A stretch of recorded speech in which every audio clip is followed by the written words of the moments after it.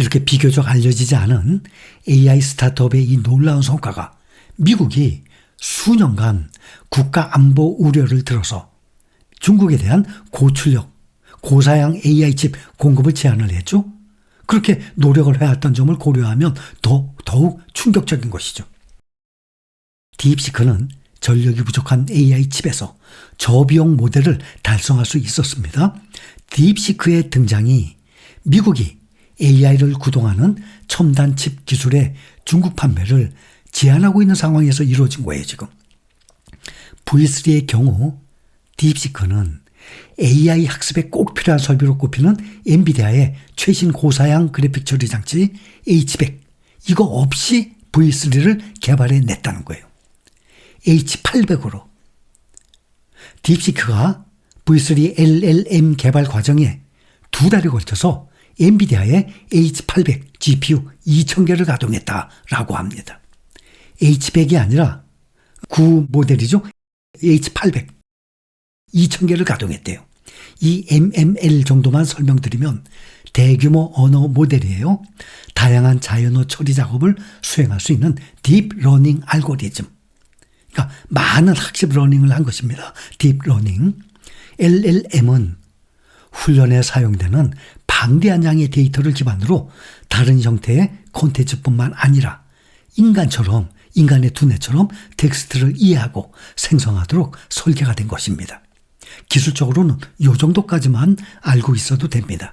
이 딥시크는 엔비디아의 저사양 GPU H800 칩 약 2000개를 활용해서 AI 모델 딥시크 R1을 개발을 했고 이것이 일부 성능 테스트에서 챗GPT를 능가했다는 평가까지 나오는 거예요. 그런데 미국의 AI 선두 기업들은 10,000개 이상의 고성능 GPU와 또 수십억 달러의 비용을 투자해서 모델을 훈련을 해온 것으로 알려져 있습니다. 이렇게 딥시크의 고효율 저비용 모델이 미국 빅테크의 막대한 AI 투자 규모를 앞으로 재검토하게 만드는 결과 가져오게 될 것 아니겠습니까? H800은 엔비디아가 조 바이든 행정부의 대중국 첨단 반도체 수출 규제에 걸리지 않도록 따로 만든 저사양 반도체예요. 중국이 이걸로 만들었다는 겁니다. H800. V3 개발에 들어간 비용이 557만 6천 달러, 약 83억 원 들어갔다는 거예요. 미국의 오픈 AI GPT-4 개발비가 약 1,100억 원, 이거에 비하면 14분의 1이에요. 또 메타의 라마 3.1의 개발비 918억 원에 또 비교하면 11분의 1. 또 구글의 제미니 울트라의 2,700억 원에 비하면 34분의 1. 그러니까 다 10분의 1도 안 되는 금액이에요. 그런데 미국의 전문가들은 중국의 딥시크의 업적이 고급 GPU를 사용하지 않고 이루어졌다는 주장에 의문을 제기하고 있는 거예요. 중국 측에서는 엔비디아의 구 모델 H800으로 만들어졌다고 하지만 중국은 이미 중동을 비롯한 다른 우회 경로를 통해서 H100 제품을 5만 개나 보유하고 있다고 합니다. 그런데 이 기술에 엔비디아의 H800이 아닌 H100이 사용됐을 거라는 거예요. 근데 H100은 이미 수출 통제가 되어 있어서 중국에서는 이것을 살 수가 없는 제품인데 지금 이 딥시크 기술에 H100을 사용했다고 중국에서 밝힌다면 결국에는 중국이 다른 경로를 통해서 엔비디아 제품을 샀다는 것을 인정하는 결과가 나오는 거 아니겠습니까? 그러니 H100이 아닌 H800을 사용했다고 했을 것입니다. 딥시크가 최첨단 칩을 사용하지 않는 이유, 미국의 수출 규제 때문입니다. 이 규제는 중국 기업들이 군사 목적으로 AI를 개발하지 못하도록 첨단 반도체 접근을 미국에서 제한하고 있습니다. 이러한 상황에서 딥시크는 또 대안을 찾아야 했고 저비용 기술과 혁신적 접근 방식으로 돌파구를 마련했다는 평가가 나오는 거예요. 메타는 지난주에 올해 AI 개발에 650억 달러, 우려도로 100조 가까운 이 돈을 지출할 것이라고 밝혔어요. 오픈 AI의 또 CEO 샘 알트만도 작년에 이 데이터 센터에 전력을 공급하는 데 필요한 이 수요가 많은 칩 개발, 이것을 지원하기 위해서 수조 달러가 필요할 것이라고 또 말을 했었습니다. 이달 초에 딥시크 R1을 출시한 이후 이 회사는 수학, 코딩, 자연어 추론과 같은 작업에 사용될 때 챗GPT를 만든 오픈 AI의 최신 모델 중 하나와 동등한 성능을 자랑하고 있습니다. 그런데 실리콘밸리 벤처 캐피털리스트이자 도널드 트럼프의 고문 마크 앤드레스는 딥시크 R1을 AI의 스푸트니크 순간이다 라고 설명을 했습니다. 스푸트니크, 이것은 1957년 소련이 발사한 인공위성을 가리키는 말입니다. 당시 미국에는 경쟁자의 기술적 성과에 깜짝 놀랐었던 과거가 있었습니다. 과거 냉전시대 옛 소련이 세계 최초 인공지능 스푸트니크 1호를 쏘아 올려서 미국과의 우주개발 경쟁을 촉발한 것을 말하는 거예요. 딥시크 위협이 진짜인지는 시간이 알려줄 것입니다.